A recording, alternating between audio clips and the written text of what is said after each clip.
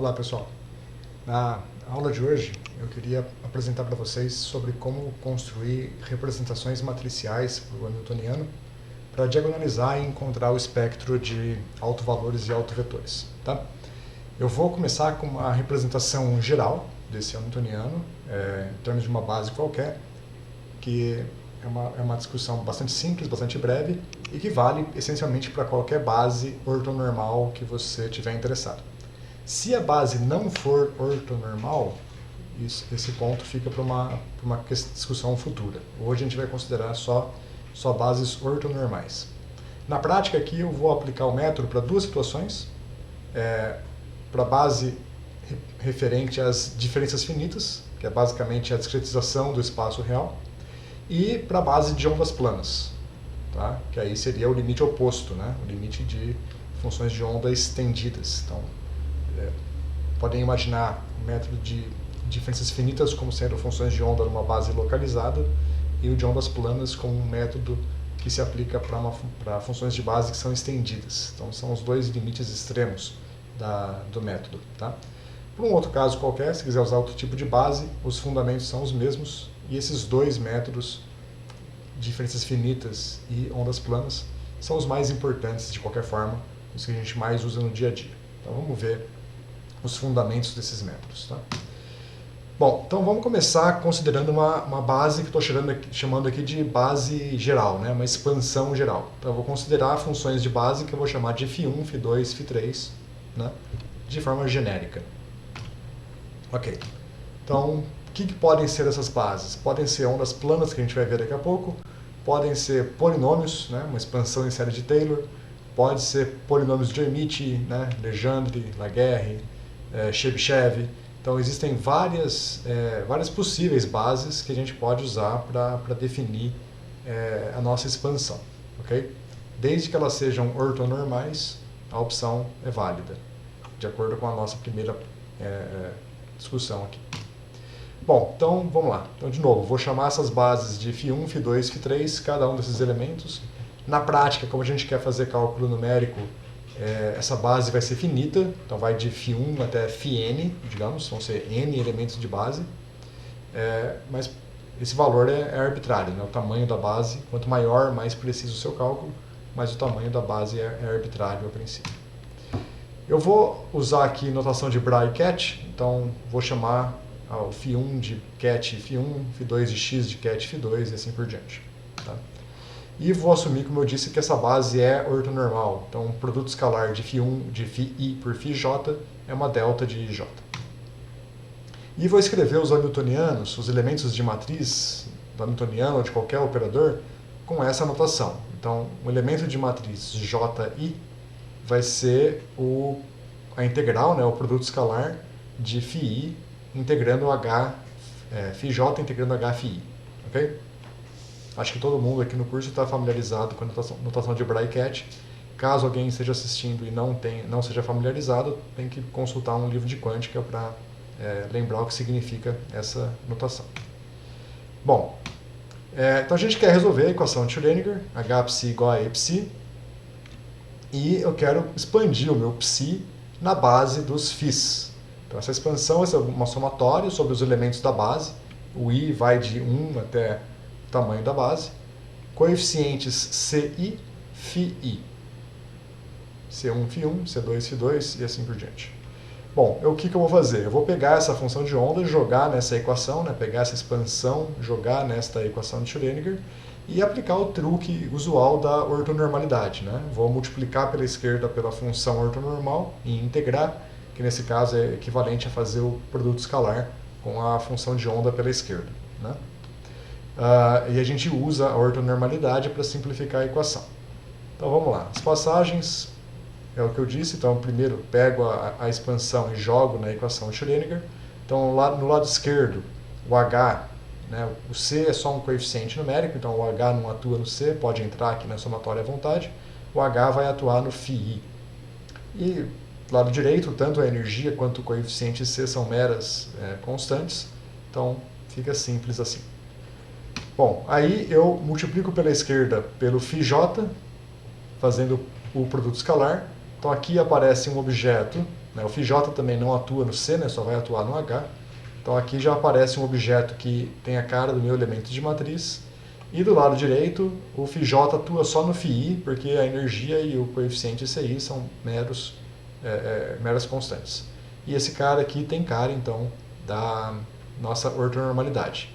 Então, substituindo isso pela notação do nosso elemento de matriz e substituindo isso pela ortonormalidade para simplificar a soma, a gente fica com essa equação simplificada. E aqui note que esta equação tem uma cara de produto de matriz por vetor, né? Veja, soma em I, H, J, I, C, I. É a componente I do produto, perdão, é a componente J do produto de H com CI. Aqui eu acabei de notar um errinho, me perdoem, que aqui esse coeficiente C deveria ser CJ, tá? Então é a componente J do produto de H por C. Então eu posso escrever esta equação aqui na forma de um produto de matriz por vetor. Então aqui eu tenho a minha matriz H atuando no vetor de coeficiente C vezes a energia e o vetor de coeficiente C. Bom, construída a matriz, eu posso usar um programa, um código Python, por exemplo, de diagonalização de matrizes, lá dentro do pacote de álgebra linear do NumPy, por exemplo, né? E quando eu diagonalizar esse sistema, o código vai me retornar os autovalores e os autovetores. Os autovalores vão ser as energias, né? As energias quantizadas, e os autovetores vão ser os coeficientes Cs.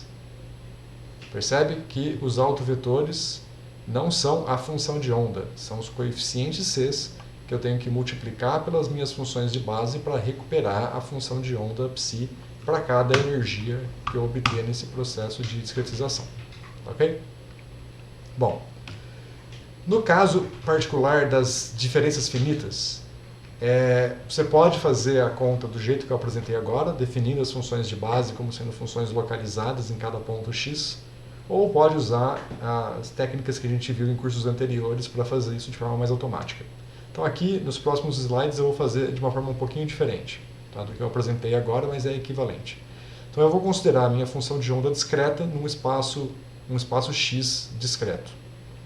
Bom, então o que eu disse agora, né, que é equivalente a uma escolha de base discreta. E então eu vou definir meu espaço, veja, de x0 até xn mais 1. E para cada ponto x eu tenho lá o φ de 1, φ de 2, φ de 3, φ de n mais 1, e aqui teria o φ de 0.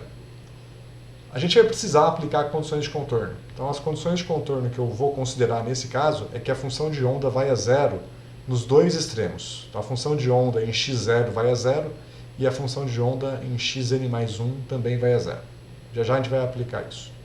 Bom, a gente já viu nas aulas anteriores, vocês inclusive deduziram numa lista de exercício, que a segunda derivada de uma função na forma discreta pode ser escrita dessa forma.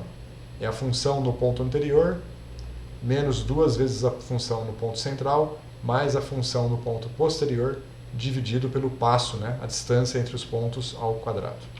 Tá.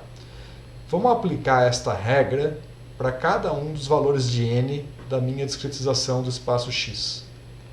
Mas em particular vamos fazer do x1 até o xn.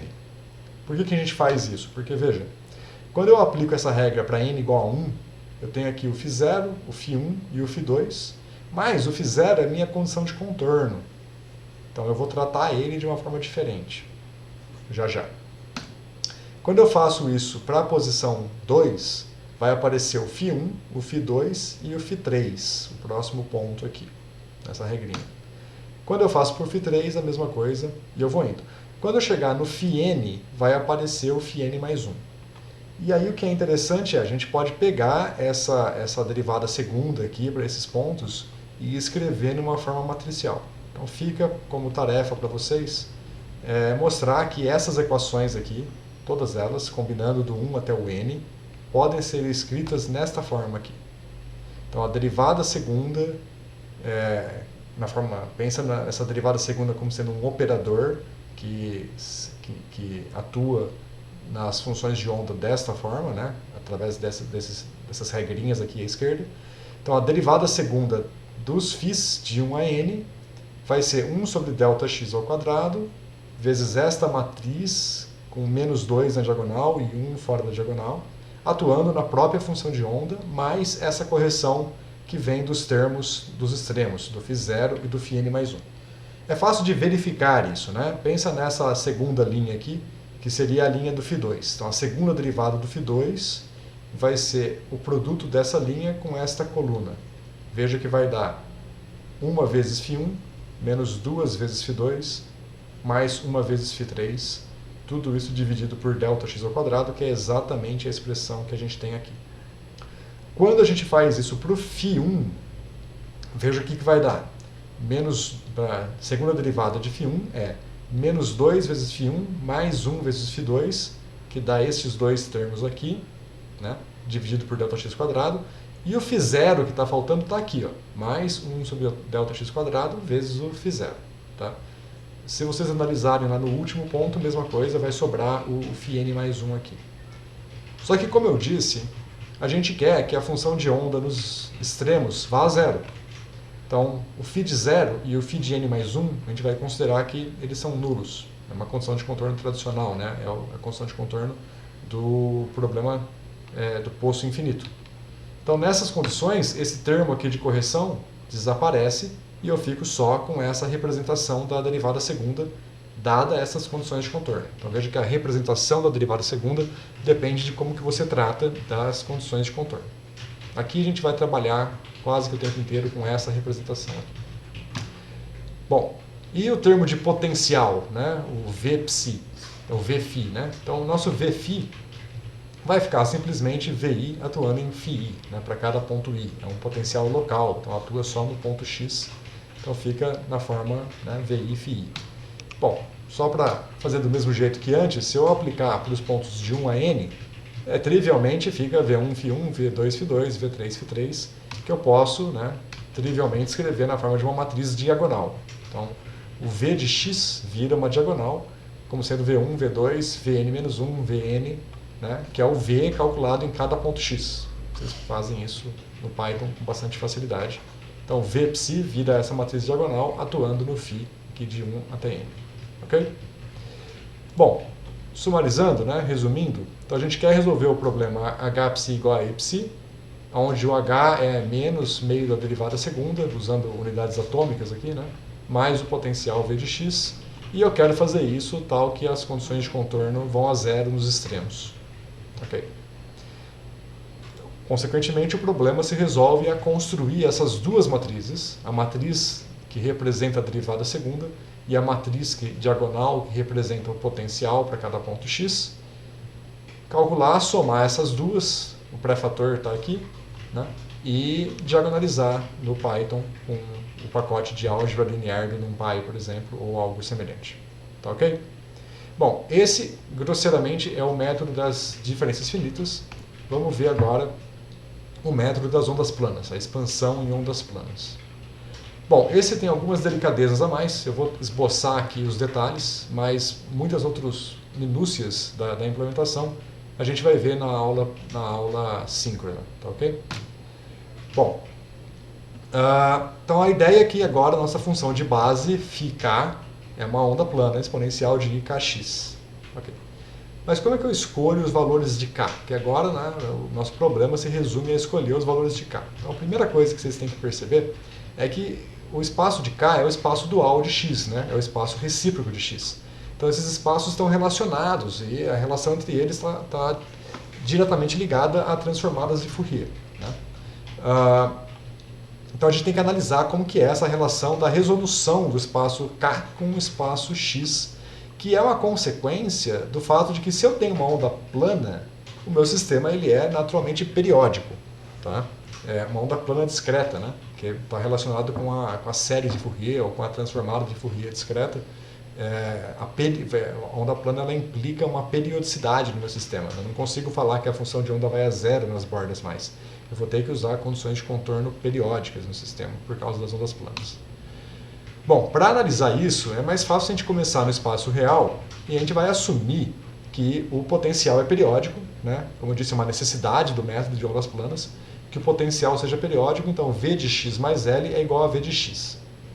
Só para avisar os experts aqui, eu não vou usar o teorema de Bloch aqui. Então eu estou considerando a periodicidade, mas como se eu estivesse tratando um poço completamente isolado dos demais. Tá? Então a conexão entre os poços eu vou desprezar. Tá? Então é como se eu fosse pegar só um poço isolado, mas com condições de contorno periódica por causa das ondas planas. Então eu não vou usar o teorema de Bloch para quem sabe o que é isso e está preocupado que a minha descrição está limitada. De fato está limitada, é como se fosse só a periodicidade trivial de Bloch, né? sem as bandas em si. E esse problema do sistema periódico cristalino, onde vai aparecer a estrutura de bandas, que é a consequência do teorema de Bloch, bom, vem junto com o teorema de Bloch, a gente vê mais para o fim do curso no modelo de Kronig e Penny. Okay? Certo, então, ignorando isso, para quem sabe o que é isso, o que a gente quer é que a função de onda, né, a periodicidade do potencial implica que a minha função de onda tem que ter uma certa periodicidade também. Então, o φ de x mais L, eu quero que seja igual ao φ de x. Isso me dá o seguinte, me dá que a exponencial de IKL, né, peguem essa expressão e joguem aqui. Né? Na verdade, peguem esta expressão e joguem aqui. Vai cancelar o IKX dos dois lados, vai sobrar um IKL igual a 1. Bom, se o IKL tem que ser igual a 1 e L é a periodicidade do meu sistema, que está definida aqui nessa minha escolha, né? Isso implica que o K tem que ser discreto. Então o K tem que ser 2π sobre L vezes o J, que é um índice inteiro. E esse J vai de 0 a N. Mas quem é N? É totalmente arbitrário. Eu posso escolher quantos pontos K eu quiser. O J pode ir de 0 a 5, de 0 a 10, de 0 a 1000. Né? E o que implica a minha escolha de N? Aí que está a relação entre o espaço dual K, o espaço recíproco K, e o espaço de coordenadas x. Tá? O que está por trás disso é que, uma vez que o potencial é periódico, o espaço recíproco também é periódico. Tá? Justamente porque os dois decorrem, né? Se o espaço x é periódico, o espaço k também é periódico, porque os dois estão numa exponencial de ikx, que a gente sabe que se a fase da exponencial varia de 2π, volta nela mesma. Então os dois espaços acabam que são periódicos e isso vai conectar eles. Tá? Então aqui eu vou fazer o seguinte, eu vou trocar, em vez de escrever o índice como k, como o k é discreto, é um kj, eu vou escrever o índice como j. Então agora eu quero que o φ de j mais n, ou seja, o φ de kj mais n, seja igual ao φ de j ou o φ de kj, para um x fixo. Isso implica, usando essa expressão por kj aqui, que a exponencial de 2πl e não vezes um x tem que ser igual a 1. E aqui já estou usando o x agora, introduzindo que ele vai ser discreto. Então, para isso ser verdade, o meu x discreto tem que ser L sobre N e não N, onde o N também é um número inteiro que vai de 0 até E não. Tá certo? Então veja que os dois espaços estão conectados. Deixa eu resumir isso aqui. Então agora eu escrevo a função de base como sendo φj xn, para deixar explícito que uma consequência da periodicidade é a discretização tanto do k quanto do xn, tá? Porque eu estou considerando que a minha expansão era uma base finita, então isso implica na discretização dos dois espaços. E a periodicidade em x implica que o k é periódico, a periodicidade em x implica que o k é discreto, então o kj é j vezes ΔK, onde ΔK é 2π sobre L, onde L é a periodicidade do espaço x, e o j vai de 0 a E não. A periodicidade no espaço K, por sua vez, implica que o x é discreto, então o xn vai ser n vezes ΔX, onde ΔX é L sobre E não, e o Eninho vai de 0 a E não também. Tá ok? Isso aqui está totalmente relacionado com as discussões da transformada de Fourier numérica, ou a transformada de Fourier discreta. Para quem quiser ver uma discussão mais completa do que a minha, procure isso nos livros na seção de transformada de Fourier discreta. Bom, certo. Então perceba aqui que a resolução, né, a separação entre os pontos no espaço K e no espaço X, elas estão relacionadas. Veja que as duas dependem de L. Elas não são independentes. Eu posso fazer o produto delas e eu observo que o produto ΔX por ΔK é 2π sobre n. Ou seja, para um valor de n fixo, né, se eu discretizo o meu espaço com 1000 pontos, por exemplo, o n está fixo, então a relação entre ΔX e ΔK obedece uma relação de incerteza muito semelhante à de Heisenberg. Então, se eu melhoro a resolução no espaço K, mantendo o n fixo, eu pioro a resolução no espaço X. E vice-versa. Então, se eu quiser uma boa resolução nos dois espaços, eu tenho que tomar cuidado com essa grandeza aqui. Se eu quero um ΔK pequeno para ter uma boa resolução no espaço K, uma boa precisão nos meus autovalores, isso implica, eu preciso de um L grande. Mas se o L for grande, o ΔX fica muito grande, aí eu perco resolução no espaço real, que também é ruim. Então, para resolver isso, eu preciso aumentar o valor de n. Então, o fato é, essas grandezas não são independentes. E a gente tem que tomar cuidado com as escolhas do tamanho do meu sistema L e o número de pontos que eu uso na discretização. Ok? Bom, e a implementação disso? A implementação vai ficar a cargo de vocês. Então, para ver os detalhes agora de como fazer isso, voltem lá para o slide da expansão geral. E o que vocês têm que fazer é calcular os elementos de matriz para cada k. A integral da exponencial de kx vezes o potencial, né, e multiplicado pela exponencial de kx do outro lado. Essas integrais, esses elementos de matriz, você pode fazer ele analiticamente ou numericamente. Por exemplo, o elemento de matriz da energia cinética, que é a derivada segunda, é trivial, sai analítico. Tá? Vou deixar vocês fazerem para ver o que dá. O elemento de matriz do potencial, aí depende do potencial. Se eu falar para vocês resolverem um potencial arbitrário, claro que tem que ser numérico. Agora, de repente, para um potencial, alguns tipos de potenciais, sai analítica a solução. Por exemplo, se eu usar potenciais trigonométricos, né, falar que a cara do potencial é um seno, um cosseno, a solução sai analítica. Se eu falar que é uma parábola, talvez saia analítica também. Tem que dar uma olhada lá, tá? Vai sair analítico também. Tem algumas peculiaridades nesse caso, mas vai sair analítico também. Então, vocês podem fazer o cálculo dos elementos de matriz analiticamente e usar as expressões analíticas para montar a matriz. Ou pode, né, construir vetores numéricos para a posição x, para o vetor k, e para cada k calcular as integrais no espaço x, né, os elementos de matriz, numericamente também, se desejar. Tá? Que é o que eu estou dizendo aqui.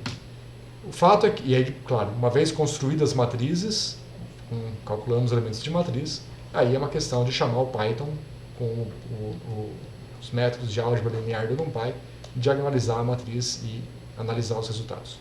Esses detalhes todos de como fazer a implementação, a gente vai discutir nas próximas aulas e vai ficar a cargo de vocês tentar sacar os detalhes, né? E à medida que vocês vão fazendo, eu vou tirando dúvidas. Tá ok? Bom, por hoje é só. Então, na próxima aula, a gente começa a ver os detalhes de como resolver as delicadezas dessa implementação e vamos tentar resolver alguns problemas. Beleza? Fechou, gente? É isso. Qualquer coisa, só me procurar.